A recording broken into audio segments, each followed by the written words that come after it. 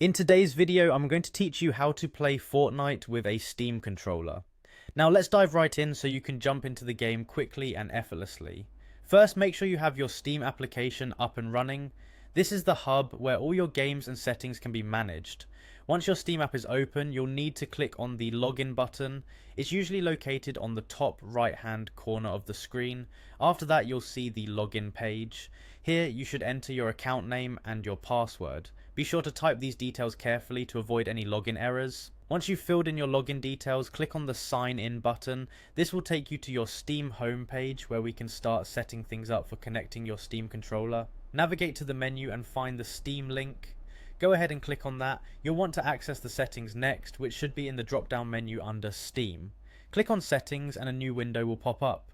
In the settings window, find and select the controller option. This is where you can tweak and set up your controller's configurations. Within the controller settings, ensure that Steam inputs are enabled. This setting is crucial because it allows Steam to recognize your controller inputs, making your gaming experience much smoother. Now with those input settings properly enabled, it's time to connect your Steam controller.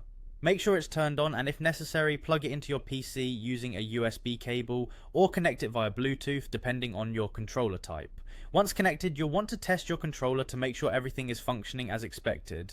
This step ensures that all buttons and inputs are responding correctly, which will really help to troubleshoot any issues before starting your game. Now that your controller is set up, navigate back to the Steam library. In your library, look for the option that says Add a Game. Click it, and from the drop down menu, choose Add a non-Steam game. A new window will appear listing various programs installed on your computer. Here, scroll through or use the search option to find the Epic Games launcher and select it. Once you've found it, hit Add Selected Programs. This will make the Epic Games launcher accessible from your Steam library. With the launcher added, go ahead and open it via your Steam library. In the Epic Games launcher, locate Fortnite and then launch it from there.